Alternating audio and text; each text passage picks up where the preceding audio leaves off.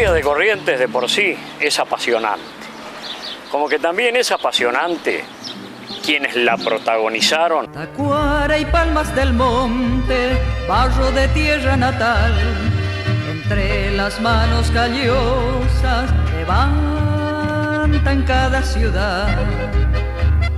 En el solar de Arasatú, junto a la raza secular, un 3 de abril nació el amor para una moza guaraní.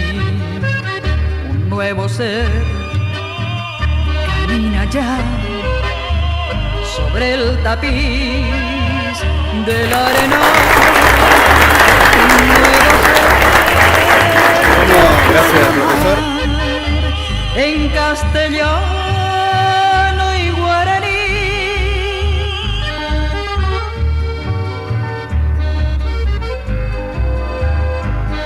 Juan Carlos Raffo, que le brindamos un fuerte aplauso.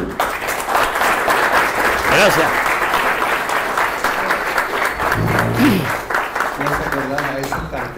Buen día, chicos.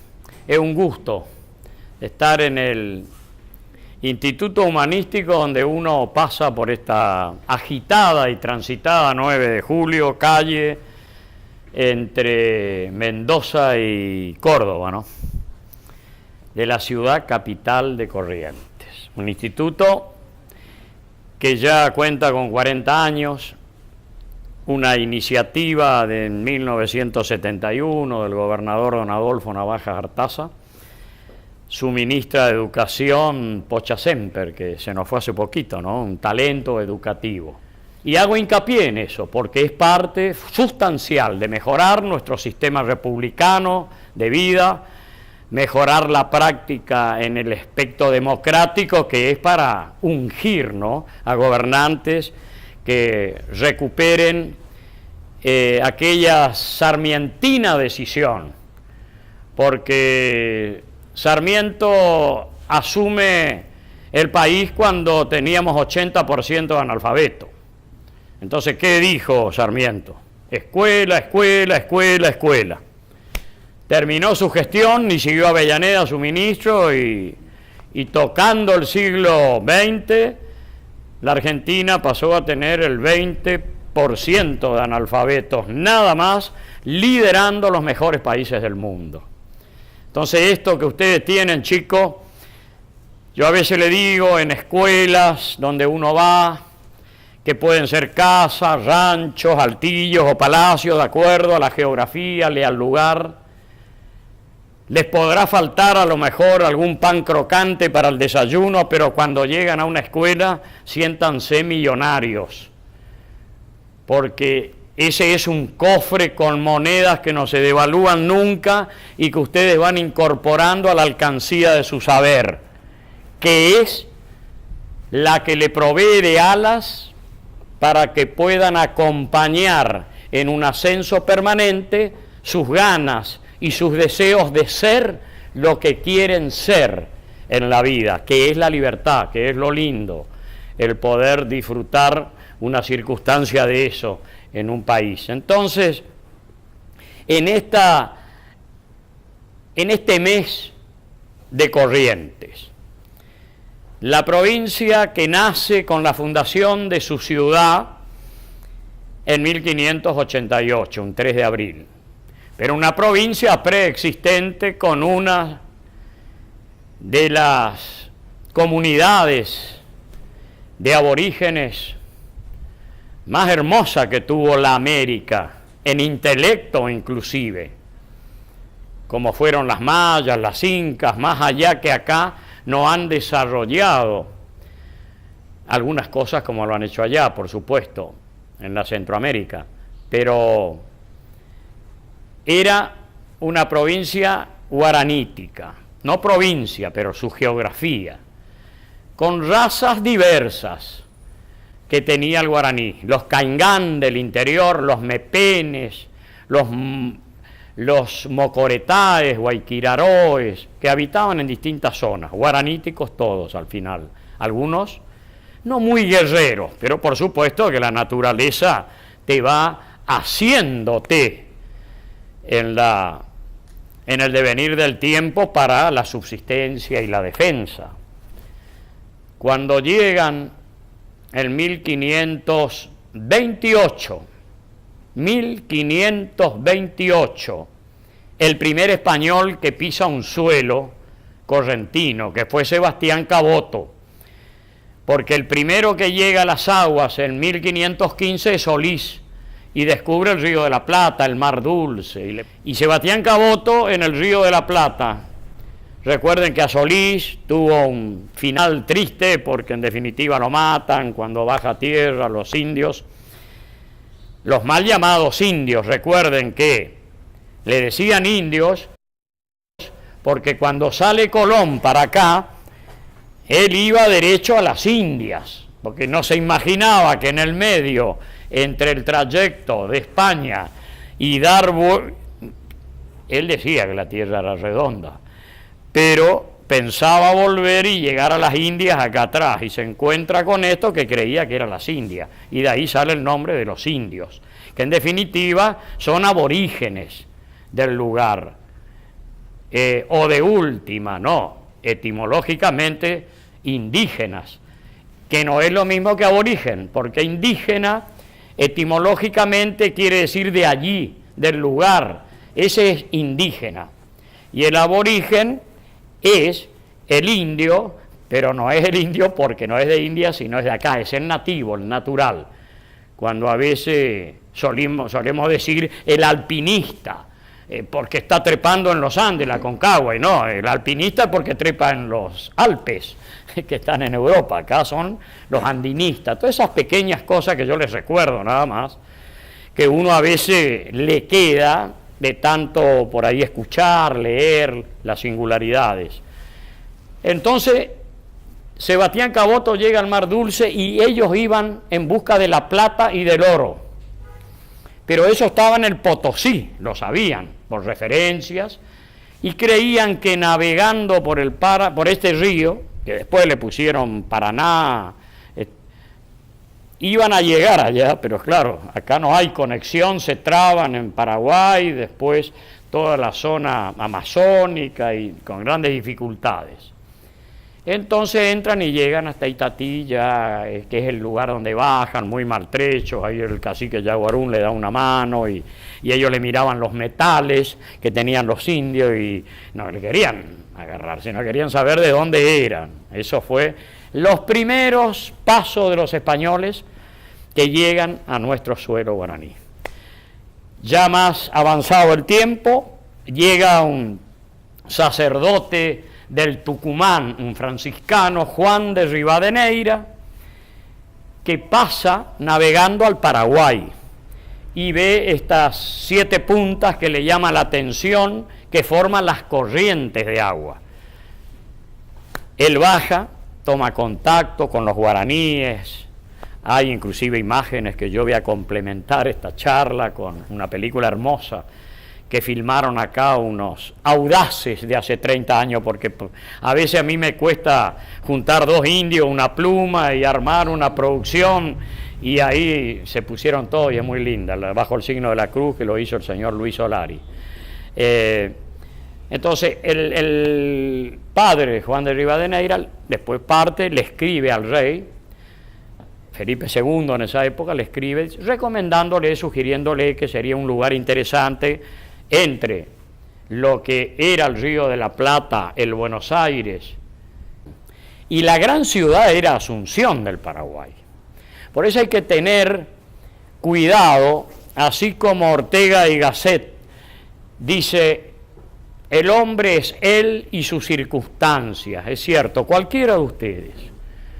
¿Cómo voy a ser yo, cualquiera de ustedes en el futuro? Y tengo que ver con las circunstancias que se me va planteando en la vida, en los lugares donde estoy, en las comunidades que me rodean.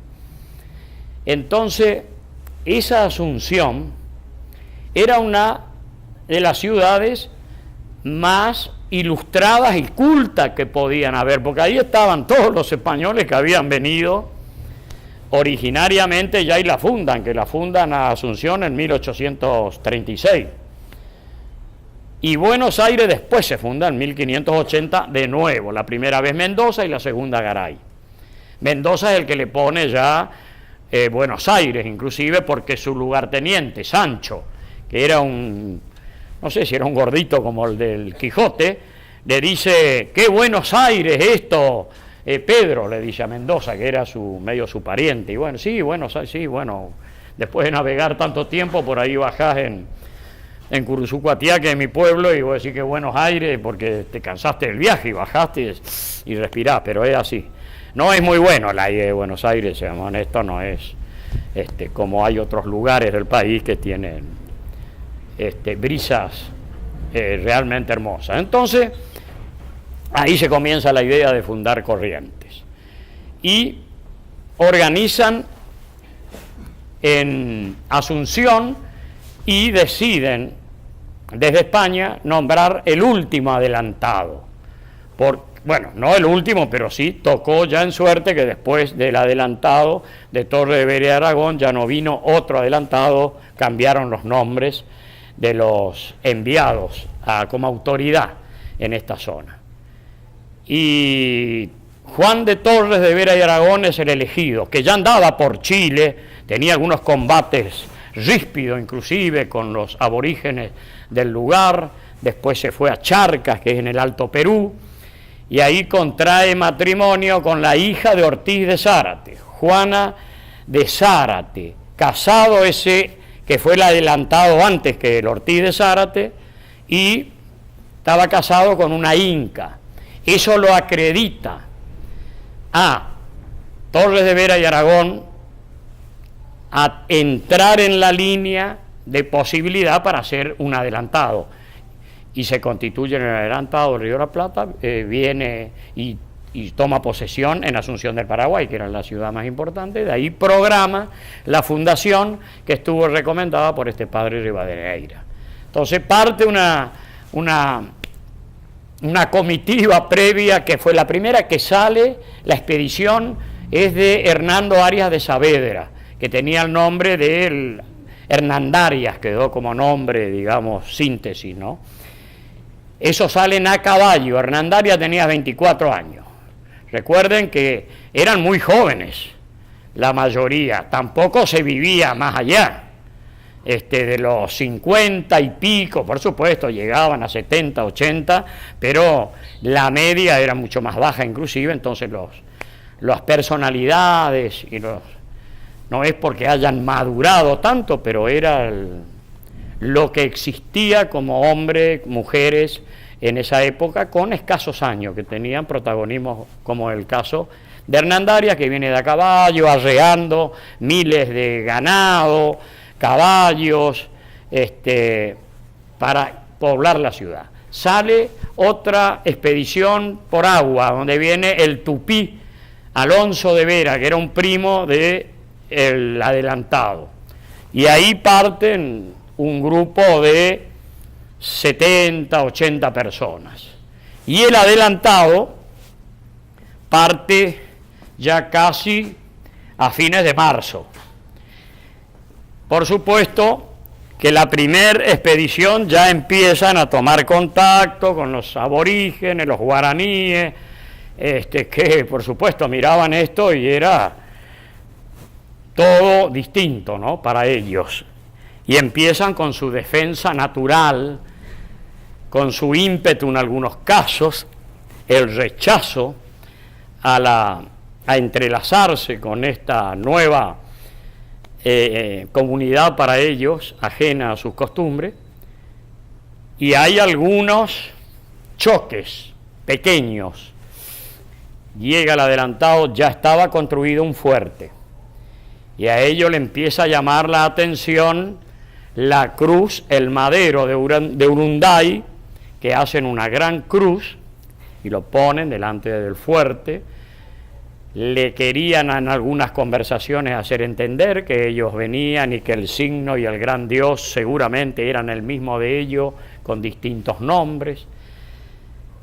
Y habían algunos que entablaron cierta relación, otros no, algunos caciques sí, otros no, y llega el 3 de abril el hecho fundacional de Corrientes, clásico, que es en la punta Arasatí, donde ustedes ven el rollo, es como ese palo grueso grande, que es donde están los fundadores, se llama rollo, ahí Juan de Torres de Vera y Aragón, con la ceremonia clásica que dice fundo y asiento, el pueblo, la ciudad de Vera, porque le ponen su nombre, digamos, la ciudad de Vera, de las 7 corrientes.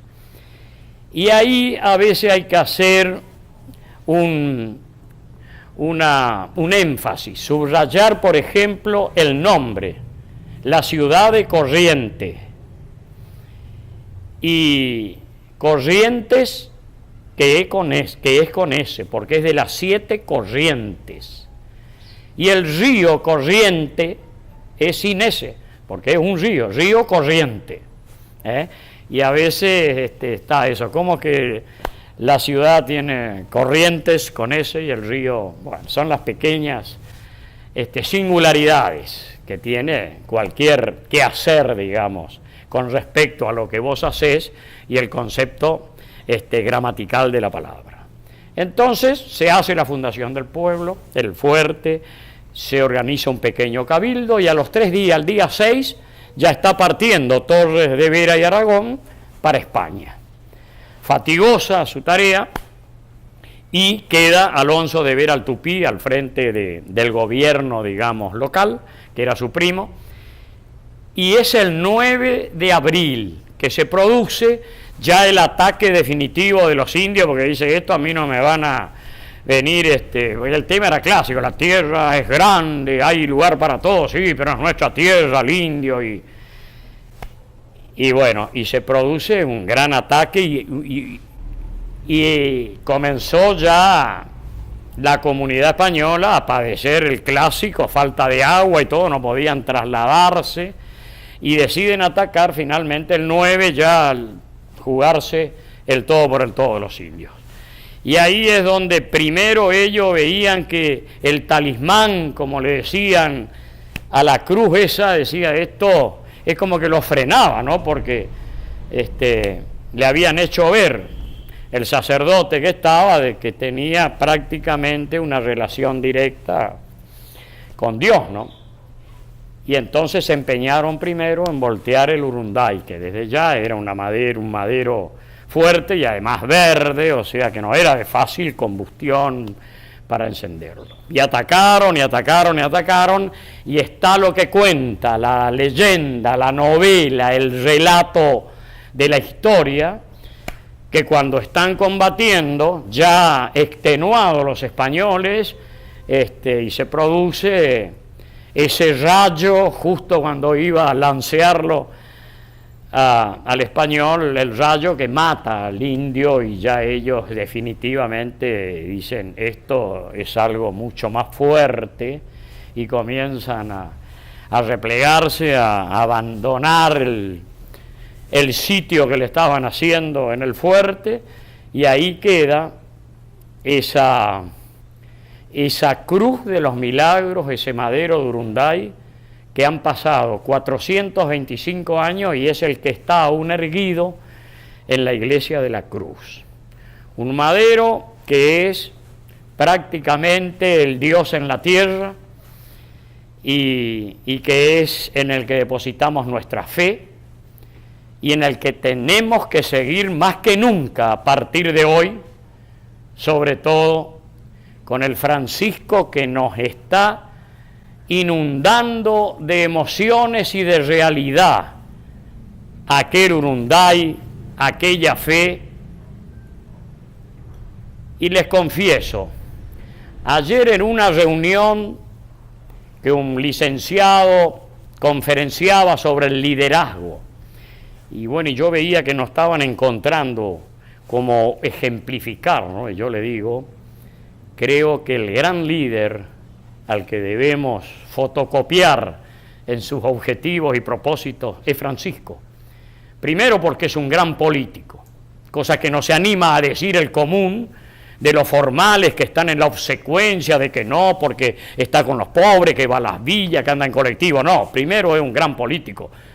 y en buena hora que el Vaticano tenga un gran político. Y que además nos sirva a todos los políticos argentinos, provinciales y municipales, a empezar a ver que el mayor brillo de una personalidad está en la simpleza de sus actos. Y entonces yo le digo, es tan líder, porque la esencia del líder es liderar una comunidad, ya sea de alumnos, pero haciéndolo sentir uno más a ello, colaboradores, no empleados, inclusive si es una empresa, porque eso caemos en el caudillismo mamarracho de esta Argentina que tenemos hace rato, el líder político, ponete atrás, seguime, yo soy el jefe. No, entonces, ¿dónde está el ejemplo de Francisco? Yo les digo, exagerando un poco, es como que nos hace sentir a todos cardenales, cerquita de él. Él actúa y es como cuando nos dice mamá, ves en casa, portate bien. Entonces ese es un gran líder. Y ahí, hoy nuestra cruz, seguramente la estamos mirando distinto, porque se volvieron a llenar los templos, porque los ejemplos tienen mucho que ver. Y por eso yo siempre le sugiero a los alumnos, miren los profesores, miren las profesoras, valórenla, que son cosas ejemplares, en la que uno puede tener alguna diferencia o algún agrado, porque por ahí una es más exigente que otra, pero quien les exige es como el árbitro en un partido de fútbol, que te exige y vos creés que ya hiciste el gol y no te das cuenta y tenés la mitad del botín adelantado al defensor y es offside, bueno, y te enojás primero, viste, que protege, y después tener el replay inmediato que ya te hace pasar vergüenza, no, era así. Entonces, esas cosas, teniendo un modelo tan cercano a nosotros, como es Francisco, hoy ni siquiera podemos mentir, chicos.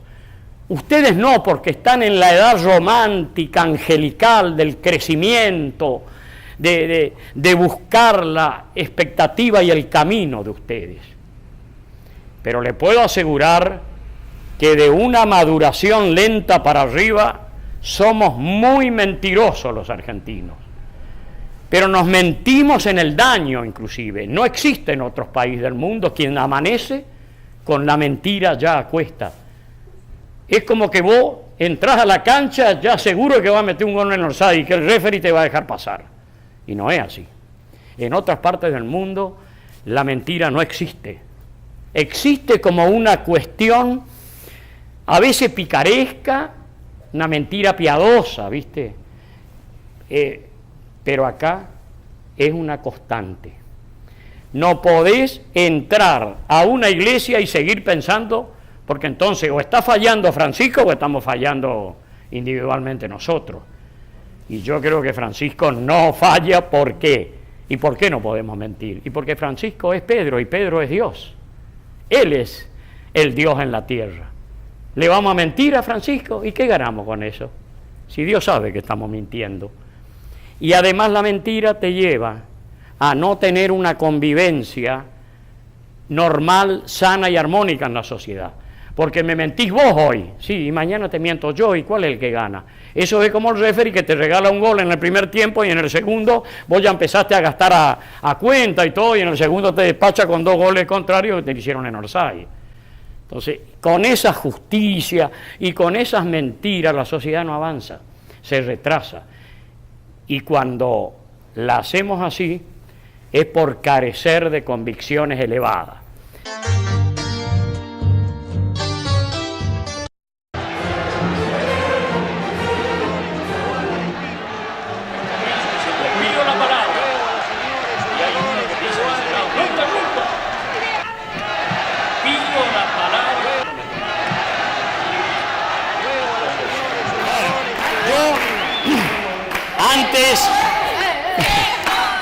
Bueno, antes...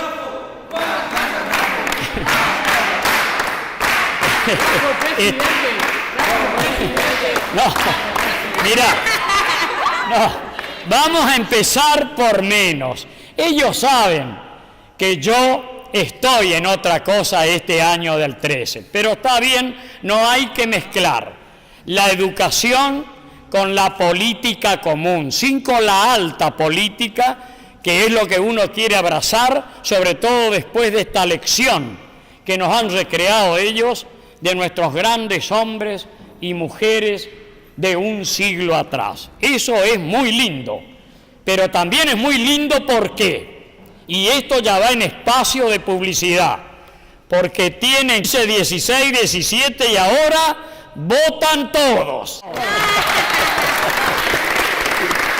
Muy bien.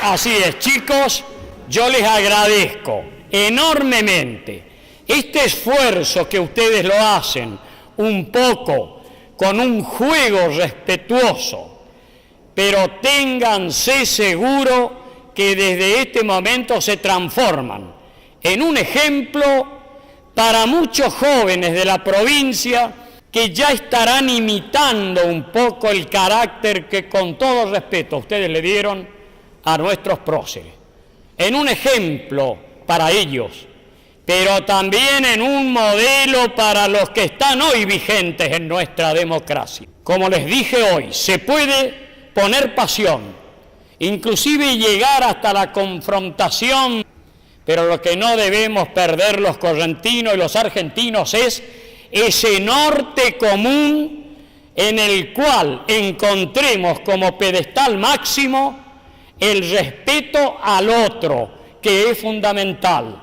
y coronar en el campanario que estridente suene algún día, aunque haga de campanero el gran Francisco, para que nos bendiga a todos con una corriente más sobria, con más concordia, con más encuentro entre los correntinos, que así como la nación nos tiene que reparar históricamente, nosotros los que tenemos mayores responsabilidades, ustedes también, tenemos que reparar nuestra república provincial y nuestra democracia, para que ustedes encuentren ya un camino más allanado en el que puedan germinar retoños importantes, y no en menos, ya de 7 u 8 o 10 años, estarán ustedes sentados en esta banca, y que Dios permita que sigan esos cerebros hermosos de ustedes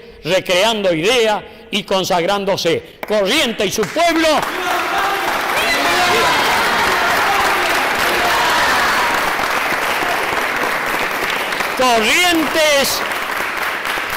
Corrientes, chicos, y su pueblo merece representantes genuinos, que además de talento superior que se logra con el estudio y la imaginación, también hagan definitivamente un contrato moral con los correntinos, para que se termine para siempre el tocar lo que no te pertenece, porque estamos hiriendo y postergando la felicidad de un pueblo que debe emerger de la pobreza definitivamente. Así que les agradezco en nombre de todo Corrientes, un esfuerzo cultural hermoso.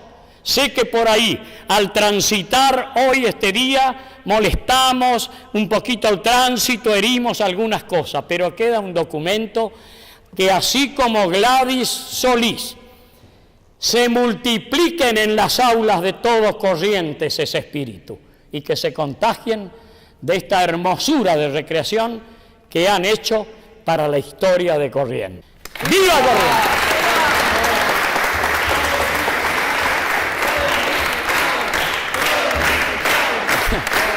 Muy bien, chicos. Bueno, Gladys.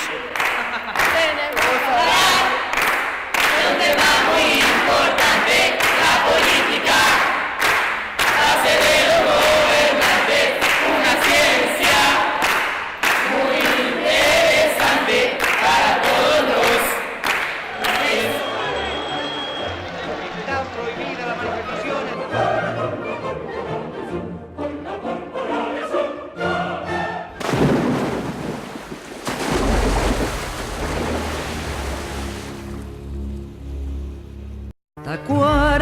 almas del monte, barro de tierra natal, entre las manos callosas levantan cada ciudad.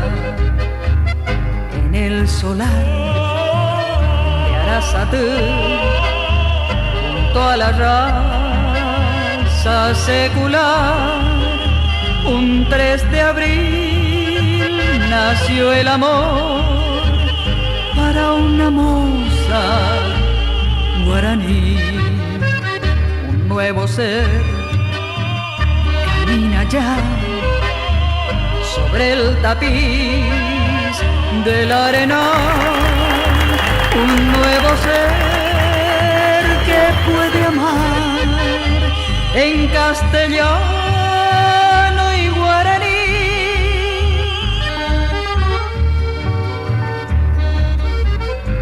Entonces, nosotros en Corrientes, que sigue una historia hermosa de 425 años, aunque también tenemos que ser honestos que los últimos 60 o 70 años en Corrientes y el país no hicimos las cosas bien.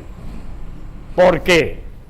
En 1821 nosotros en Corrientes nos damos nuestra primer constitución provincial, obra de Ferré, de Fernández Blanco. Yo, Juan José Fernández Blanco, juro por Dios, la patria y estos santos evangelios y mi honor, acatar la Constitución de la provincia y desempeñar fielmente el cargo de gobernador para el que he sido elegido por nuestro Congreso Provincial. Si así no lo hiciere, que Dios y la patria me lo demandan. El mismo Madariagas, otras personalidades de la época, nos damos la Constitución. Fue la segunda o tercera del país. Y desde ese momento, 1821, hasta 1853, que nos damos la Constitución Nacional, nosotros nunca dejamos de tener un gobernador electo. Las otras provincias todas tenían caudillo. Desde la de Buenos Aires, que estuvo no quiero ser duro, ¿viste? Pero sí, un Rosa que no entendía nada, no tenía una ilustración avanzada. Una vez actuó en una película Rodolfo Bebán, uno de los más churros después que yo en el cine, y de ojos celestes, entonces creían que Rosa era así, nada, tampoco la pavada. Era un tipo medio brutón, torpe, falta de ilustración, vivo, con algunas enfermedades que no viene al caso, dañino, y nos frena al país durante 23 años, 24, 25 años. Y la Argentina soporta eso. ¿Y soporta por qué? Porque ya él tenía los capitanes de la industria, los proveedores del Estado, los que viven de la coyuntura, ¿me entendés?, haciéndole daño a todo el resto. Eso es lo que lo apoyaban. Pero la provincia de Santa Fe, un Estanislao López, que ellos le cantan chacareras, chamarritas, no sé qué, pero estuvo 20 años de gobernador. O el mismo Facundo Quiroga, tuvo hasta que lo mató, inclusive el mismo Rosa. Pero te quiero decir, Corrientes tuvo sus instituciones, se elegía el más brillante hombre en ese proceso, de 1825 a 1853, que nos damos la Constitución Nacional, se llama Pedro Ferré. Pedro Ferré, que nace de un papá que fabricaba barcos, y él era carpintero de Rivera. Ya teníamos una gran industria, ni en la Argentina había todavía en el Río de la Plata una industria de ese tipo y de otras, como tenía Corrientes, manufacturas y una cantidad de cosas. Era nada más que cuero en Buenos Aires, saladeros, unas cosas. Corrientes ya tenía, por eso ocupaba un tercer lugar en importancia en esa época. Y don Pedro Ferré estudiaba en el convento de San Francisco, con un fray José de la Quintana, que tiene su cuadra, un maestro que formó chicos todos de la época, o sea que no es que fue a la Universidad de Massachusetts o que fue a Estados Unidos. Cuando uno nace como Pedro Ferré, tiene que nacer con eso y criarse, y hay que fomentar el concepto universal, como lo definía Juan Bautista Alberdi. Pensar en el globo, en el mundo. Y Ferré, sin conocer Europa, Estados Unidos, pensó en esas cosas y pensó en una Argentina. Él podía haber quedado 20 años de caudillo, ni cobraba sueldo porque él tenía su industria y trabajaba la mitad del día en eso, en los barcos. Cuando venía para las reelecciones le pidieron 2 veces y no quería saber nada, una porque había guerra, bueno, un año más, dijo, con el Brasil, otra con problemas con Paraguay. Y él piensa, ¿por qué le digo? Él piensa en organizar el país que quería decir la Constitución Nacional, que es lo que Rosas no quería. Le entregaban las otras provincias la delegación de representación internacional, entonces parecía un presidente sin Corte Suprema y sin Congreso. Eso era la Argentina y don Pedro Ferré Peleó y pensó, y Corrientes se puso atrás de eso. Y vinieron muchos hombres de la Argentina que estaban perseguidos por Rosas, en el Uruguay, en Montevideo, exiliados, y se venían a incorporar a nuestro ejército que armó Corrientes, 5 ejércitos para organizar la nación. El primero, y perdemos feos, en Pago Largo, 1839. Nos matan 2.000 hombres, nos degüellan 800 de ellos, que era el método. Hoy te hacen pum, pum, o te meten... Ahí nomás 2.000 hombres pierde Corrientes en ese primer combate enorme.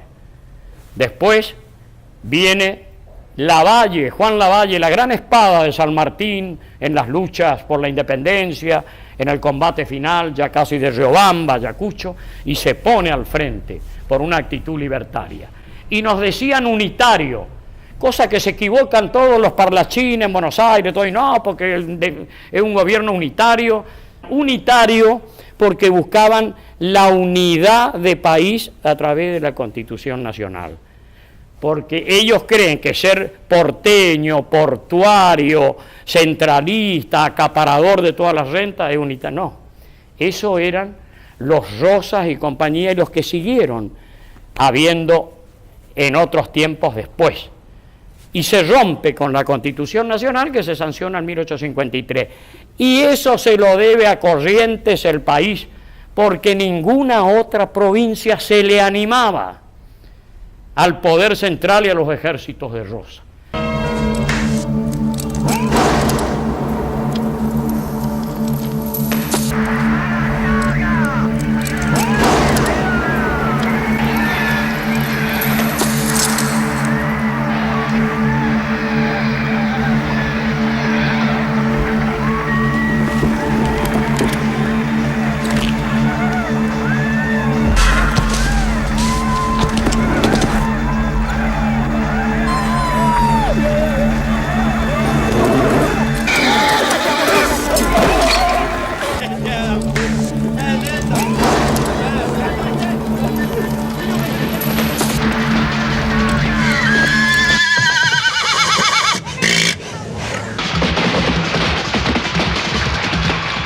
Y venía, y vino Lavalle, y en el Rincón del Ombú, una estancia que aún está en pie, una casa donde inclusive se alojó la Luz, se llama, entre Curuzú, Cuatía y Mercedes, armó un ejército libertador, se pone en marcha para ir a Buenos Aires, no para ir, porque Ferré le decía a Lavalle, no, mi amigo, no me deje desguarnecida la provincia, porque vuelven a atacar el Echagüe, que era un amanuense de Rosa, un santafesino, que lo tenía de gobernador en Entre Ríos porque no le creía del todo a Urquiza.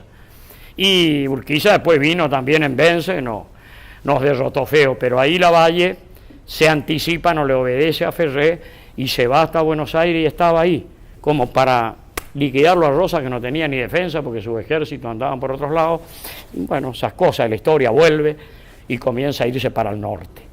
Ahí cuando se va para el norte le mandan un francés que era amigo, y el general Mansilla, y le manda a ofrecer Rosa todo, una embajada, donde quiera, 100.000 libras, Rosa, todo. Y ahí el gran gesto de Lavalle que le dice no. Con usted no hablo, le dice a Mansilla, y le dice al francés, lo único que le pido, usted haga lo posible para que mi mujer y mi hijo no queden abandonados. Y no acepta nada. Hoy que la plata hasta la pesan, ¿viste? Porque no se puede contar tantos billetes, te imaginás en lo que terminamos los argentinos también siendo, pero eso eran ejemplos enormes. Luego de eso viene el general Paz, una de las máximas figuras militares de la historia argentina, para armar el otro ejército libertador, porque Lavalle se va y tiene suertes diversas y termina siendo asesinado en Jujuy. Y la lucha siempre, la decía Ferré, como la dijo Grandastrada, no es contra el pueblo de Buenos Aires, sino contra los ejércitos de Echagüe, Urquiza en ese momento. Y bueno, llegamos a 1852 cuando Urquiza se da cuenta que ya no va para más esto y él es el que pega el giro y viene a buscar nuestro complemento en Corrientes para armar el gran ejército grande que se llamó, que lo derrotamos a Rosa en 1852, en Caseros. Entonces, Corrientes, esta provincia de ustedes, por lo menos con los políticos del siglo XIX, y los del siglo XX, diría, hasta mitad del siglo XX, se pueden sentir orgullosos. Después no, porque llega al país una onda populista que nos entramos medio a confundir todo y cuando se impone un estilo de fútbol terminamos todos jugando así. Como acá, que era un juego lindo, bonito, en el Río de la Plata, empezaron a aplicarse con un Herrera en Italia, el catenaccio, juegos más cerrados, con su beldía, ganar de cualquier manera, pero con tácticas más defensivas que ofensivas. Y el país también en política cae un poco en la demagogia y se vuelve con un populismo que es un torneo de quién es más simpático que el otro para regalar lo que no es de él y es del Estado a todo el mundo. La Argentina del facilismo de llegar por vía de esos atajos y es, hasta el día de hoy no nos podemos sacar, chicos. Si estamos mal y ustedes por televisión ven cómo se tratan las primeras figuras del país, los programas de Real y Ventura, de la Siesta y de la Canosa, un poroto al lado de eso. Entonces, cuando por ahí a un chico en la secundaria se le sale la cadena porque por ahí rompe un vidrio o saca un cuchillo, es claro, está mal. Pero de esos pibes, ¿cuántos serán en la comunidad educativa? Serán el 2% de ustedes. Y en la clase política, los que se les salen la cadena, ¿cuántos son? Como el 40%, el 50%, en la clase dirigencial. Entonces esas cosas, así sí vale. ¿Pero para qué? Para que nos mejoremos todos. Pido la palabra. No interrumpa. Porque creo es la oportunidad precisa para decirles a todos, porque lo importante es hacer historia desde una banca. 100 años de este imponente edificio escolar, Corrientes. Corría el año 1913 y un 14 de diciembre se eslabonaba un peldaño más en la educación argentina, la Argentina que estaba sexta en el mundo, la Argentina que no miraba ladrillos más y menos para hacer estos monumentos a la educación argentina.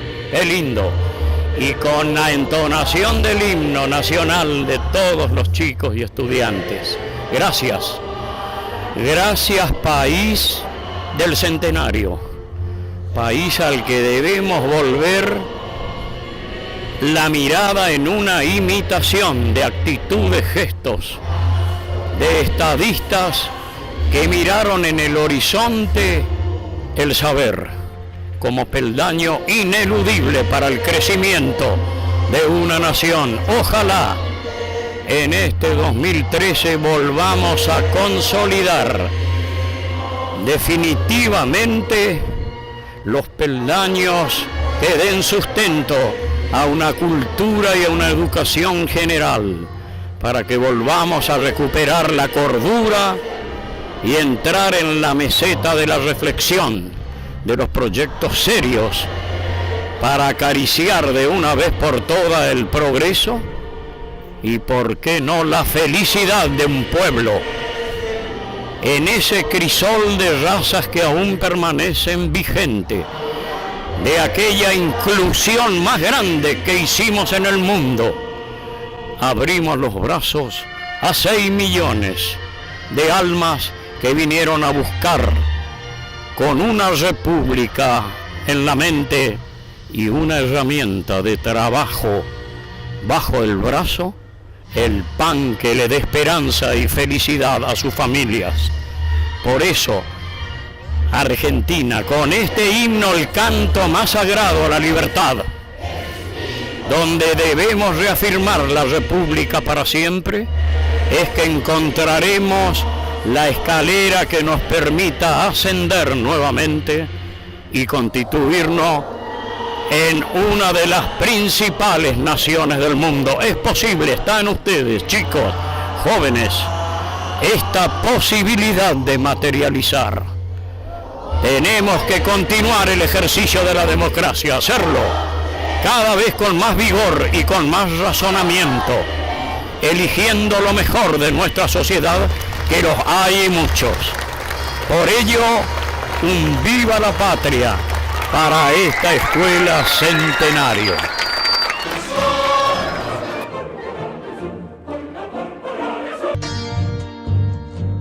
Que yo con esto no le estoy denostando ni a los radicales, ni a los peronistas, ni a los liberales, ni a los conservadores, no. Estoy trabajando para que haya una república mejor, una democracia más linda, para bien de ellos, porque terminan todos destruidos, física y espiritualmente, ejercitándose en esta política llena de complicaciones.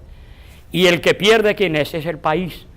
Porque en lugar de estar sentado meticulosamente, sobriamente, dos o partidos como tendrían que haber, que hay en todas partes del mundo. Ustedes van a ver republicanos, demócratas en Estados Unidos, conservadores, laboristas en Inglaterra, para no ir tan lejos, es decir, acá en Uruguay, en Chile, en Brasil. Hay dos expresiones grandes, puede haber una tercera latente. ¿Por qué? Y porque hay dos ideas en el mundo centrales o básicas que lo hubieron siempre. El demócrata y el republicano más duro, más economicista en el sentido de decir la estabilidad económica, las reservas, el equilibrio fiscal. Y los demócratas, un poquito más románticos, vienen a ser los socialistas europeos, que tratan de aflojar un poquito más las tensiones y atender lo social con recursos del Estado que se generan a través de una economía rigurosa donde no hayan despilfarros. Y eso está contado en el Pato Donald, chicos. ¿Y cómo? Y sí, yo una vez también me enteré, sin haber viajado a los Estados Unidos en la parte de los Yankees, solo el clásico Miami ahí. Pero, ¿y qué? El Pato Donald. Había un señor, ustedes ni leen esto, ¿no? Un señor patilludo, que era el abuelo. Era el más duro, era el que juntaba la plata, el que tenía las empresas, más o menos, y juntaba todo en un cofre, patilludo. Ese era el abuelo. Y los patitos eran los que venían, inclusive se ponían de acuerdo con unos ganzúas, que habían unos medio ladronzuelos ahí de la comarca, y le sacaban y le robaban al patilludo y repartían todo, tipo Robin Hood a los patitos. Y bueno, ¿y qué era esa? La lección. Patilludo era el republicano. Y los patitos, Luisito, Dieguito, esos eran los demócratas. Eso cuando te empieza a entrar es como respirar. Que si vos respirás te morís, si no respirás de golpe. Pero esos ejercicios son comunes. Como es común el andar en un auto y que vos venís y a tu derecha viene el tránsito acá y vos ya sabés que tenés que dejar pasar. Y te dejan pasar. Pero no te dejan pasar porque son galantes, buenos, glamorosos, no, porque son inteligentes y forman parte de una sociedad inteligente, porque esas costumbres ya son naturales, como respirar, porque si yo tengo esa concesión de quién viene a mi izquierda y que yo tengo paso, yo me aseguro las 50 cuadras por delante que no tengo problema en pasar, ni cuando voy por acá, ni el otro que viene en la esquina o en la intersección a encontrarse conmigo. Entonces eso funciona bien. Es como tener desbloqueado el sistema circulatorio. Es lo que yo me pregunto. ¿Por qué? No paramos la pelota, nos tranquilizamos, decimos, señores, este es el reglamento. el de fútbol. Y estamos jugando al fútbol con un reglamento, parece de rugby, cuando no, de polo o de pato.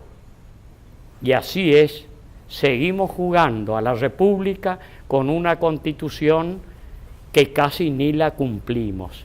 Por eso hoy, así que nos dijo en algún momento, educación, educación, educación, pero dijo, con el 80% de analfabeto, presidente, ¿qué hacemos? Escuela, escuela, escuela y escuela. Para volver a la Argentina potente, para que ustedes tengan felicidad, progreso, universalidad y sustancia, y pueden ver inclusive felices a sus papás, viendo que la Argentina vuelve a renacer, como dijo Sarmiento, escuela, escuela, escuela. Hoy no tengan duda de decir república, república, república y república, que es la norma de vida que tenemos que defender para volver a florecer. Quieran la historia de Corrientes porque es ejemplar en muchos y casi todos sus aspectos. Y quiéranse ustedes, porque es la mejor manera de consagrarse con éxito en la vida en algunos aspectos y triunfar, que es más importante que el éxito. El éxito es llegar a una meta, coroné, así como vendí 1 millón de discos o terminé la facultad, o eso es un éxito. Pero el triunfo es la consagración interior de ustedes, que puedan decir, me siento realizado no porque toda la vida van a tener segundos antes de dejar de respirar, van a seguir madurando. Entonces, eso es lo mejor que pueden ir cultivando. Hay tiempo para todo, y sobre todo en la edad de ustedes, para educarse, para deporte, para el romance, para la diversión, para todo, hasta para hacer nada de última, en algún momento del día, nada. Entonces, chicos, sentirnos orgullosos de Corrientes, pero no alcanza, como yo le digo, así como no alcanza con que esté Francisco, si no nos portamos igual, tampoco alcanza con que esté Messi dando academia futbolística y de personita en el mundo, si nosotros seguimos viendo los domingos estos mamarrachos de partido donde se pegan de acá para arriba, se maltratan, las barras bravas, los desastres, y no alcanza con eso. Va a alcanzar cuando ustedes digan, cada uno de nosotros podemos ser Francisco, podemos ser Messi, podemos ser los premios Nobel hermosos que tuvo la Argentina, y hasta pueden decir, podemos ser como los profesores y las profesoras el día de mañana. Gracias, chicos.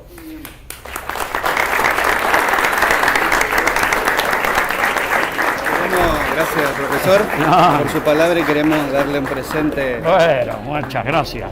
De parte de un certificado de presencia. En la ciudad de Corrientes, a los 24 días del mes de abril del año 2013, se hace entrega presente certificado al señor, yo no soy profesor, Juan Carlos Raffo, por la charla brindada en el Instituto Superior Humanístico Corrientes, de parte del vicedirector Juan Pablo Brunel, profesores y alumnos a nivel básico y superior.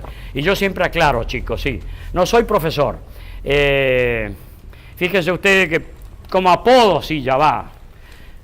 Como apodo le pusimos ingeniero a un señor que luchó por la seguridad, y solo esta hipocresía y falsedad argentina lo manda a la casa denunciándolo, usurpación de título, como fue a Juan Carlos Bloomberg, siendo él, pero 10 veces más que cualquier ingeniero, inclusive por toda la ductilidad que tenía. A mí no me van a mandar a casa porque alguien me denuncie que usufructúo el título de profesor. De última, siempre me encargo de decirlo. Además, también es cierto, por ahí despierto admiración y me dicen, profe, usted es un grosso, y yo le digo, no, por ahí parezco eso, pero no soy grosso. Yo siempre les digo, son hombres como ha tenido Corrientes últimamente, el ingeniero Vasallo, el doctor Ricardo Harvey, el ingeniero Eliseo Popolicio, y dando un taller para imponerle el nombre a un colegio, por ahí un chico me dice, ese ingeniero dicen que vivió acá cerca de la escuela muchos años, no me diga, y vamos a imponerle el nombre del ingeniero Popolicio, una enorme intelectualidad, sobre todo en el campo hídrico y todo, que si lo tuviéramos, no digo de intendente, de un vecino que lo atiendan nomás, acá no hay inundaciones ni en La Plata ni en ningún lado, un monstruo, y falleció hace unos 5 años. Entonces, esos son los rectores de los colegios, los profesores. Lo mío a lo mejor sea una habilidad, que yo le hurto a ellos lo que saben, lo proceso y por ahí lo digo un poquito más estridentemente. Y le tengo un respeto enorme a los que saben, porque de ello es que yo me nutro, nada más que con el deseo de seguir conociendo cosas y sobre todo con Historias de Corrientes, que hoy encontré un compañero de ruta en Historias de Corrientes que está llegando a todos los correntinos, rancho, casa, altillo y palacio, como digo, y es muy lindo, como le decía a la profesora, que los profesores y las cosas, Juan Carlos, qué hermoso, es tan lindo como esos cartoneritos que pasan en los carros y me dice Historia de Corrientes, y bueno, y los paro y me voy a conversar con él. Eso es hermoso. Por eso, Francisco algo de mi vida habrá leído también, Macana, pero él es así y nos obliga a todos a ser cada vez más humilde y sencillo. Así que... Los alumnos bueno, y muchas gracias por compartir. Te dicen que los regalos se abren, y por qué no, que vamos a despertar envidia, y mirá, está bien, ya hace falta porque hago mucha televisión, las indumentarias, las corbatas, yo les agradezco, chicos, que ya son jóvenes y que ya son prácticamente hombres y mujeres. Uno siempre se acuerda de la edad del secundario. Podrán ganar un olímpico e irse a Alaska, podrán consagrarse en Hollywood con un Oscar, pero lo que no van a olvidar nunca es esta etapa del primero al 5.º año o al 6.º de la división hoy, porque es la etapa más linda, donde le van a quedar en el rostro de cada compañera y compañero, de cada compañero diciendo, esta me birló la dama, el otro en la dama lo que te perdiste, y todos esos sueños, y son así, es la etapa más hermosa de la vida, aprovechenla y nútranse en este momento. Gracias, chicos, gracias, profe. Gracias, profesor, por su palabra, y queremos darle un presente. Bueno, muchas gracias. De parte de...